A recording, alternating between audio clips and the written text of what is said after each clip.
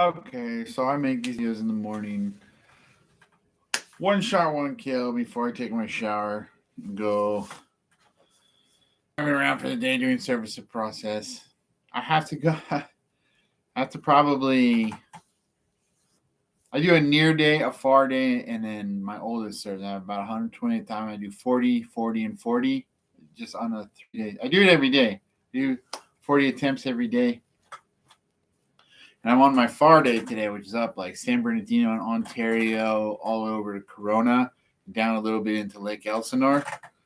But there's one I have to go to Temecula, and I went there last night. You know, they're all just like second nature now, and they're usually credit card lawsuits. Every once in a while, I'll get to the door and I'll realize it's somebody's personal lawsuit against someone, so I'll take a little closer look. Usually there's not, I don't think there's anything that I do that can be really a problem for the plaintiff, any way we write our reports, but it's mainly because our plaintiffs, our clients, have enough money to argue against any argument that anybody's going to make about a credit card lawsuit, service of process. Those aren't arguments that people without a lot of money can make, but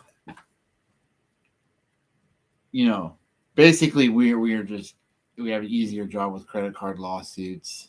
It's the mill of the industry, if you will. But I have a unlawful detainer, and I showed up last night. I didn't realize it was an unlawful detainer until I got to the door, and it was like my second to last service, about 8 at night. The guy comes to the door, and I ask for the person. And he says, she won't come to the door.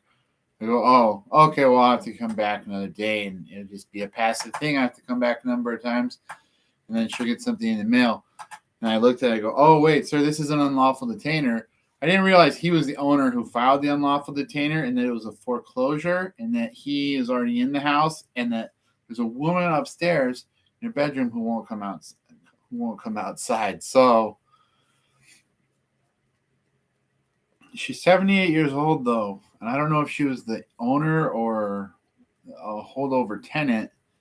I'm not sure, but we're going to have to go back there today. I don't want to go past the threshold of the front door and knock on the bedroom, even with him and his wife right there. I don't want to do that. So I am just going to stay at the threshold of the door and knock, and have him go and ask her to come down and take service. And when she says no, it'll just be another attempt. We have to make a set of attempts, and then we have to substitute serve. Well, I don't know if there's going to be an issue trying to substitute serve the actual owner who's actually in the house, to then have them slide the document under the door. And then when the actual proof of service is filed, he can download that and slide it under the door too, so she sees that it's served and it's been filed at court as served. So she knows she has the unlawful detainer hearing. And then after unlawful detainer, you give the order of the court to the sheriff, and the sheriff comes over and basically extracts someone from a room like this. It's not like a happy thing. I mean, if you were some younger person, you would have some natural amount of ire towards them for just not leaving, But a 78-year-old woman is like, yeah, I'm hoping she has family or something. Man, she has to have some place to go to. I can't make that my responsibility, but obviously it begs the question, where is she going to go to?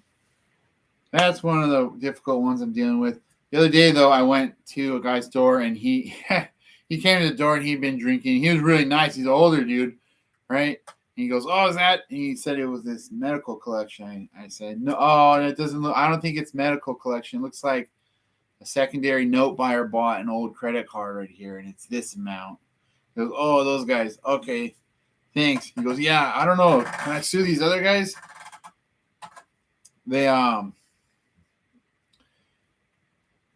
surgically removed my two little balls, and they just didn't do it the right way. And I was like, man, I'm trying.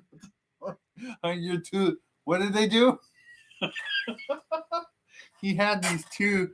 He had dentures in the bottom that had two little nodules that grew out of his gums on his jaw, and they had to remove them, but they removed more material than they thought, and he thought that they should, and then they've been charging him more money than he thought that they should. So that's this other thing. I feel bad. I told him about Legal Shield, but I was trying not to laugh because he kept saying, "Yeah, they cut off my two little balls." Like, yeah, no. And then he said, "I only wanted them to cut off my two little balls, and they took all this more bone and everything." It's like, oh my god! And he's drinking, right? I'm just like, ha ha ha ha ha ha. Like, oh, good thing I have a beard so I can like try and pull my cheek muscles down with the hair a little. Like, yeah, I see. It is a rough situation. I don't know.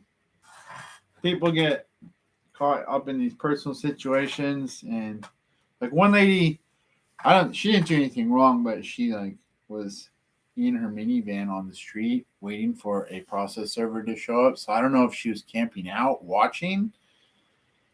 And when I left the door the first time, this is a personal lawsuit. She drove over and told me who she was. I mean, it didn't alarm me or anything. I was just like, oh wow, she could end up causing them to think that she's doing something wrong, cause herself a problem.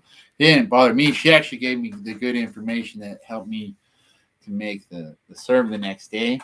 Different time. And that was it. I made the server. I had a server guy and his wife. Interesting stuff. I have to drive like 12 hours today, but I have to go do the unlawful detainer attempt and then also go to Valvoline because I drive 300 miles a day. That 5,000 miles comes back around pretty quickly. All right, big day.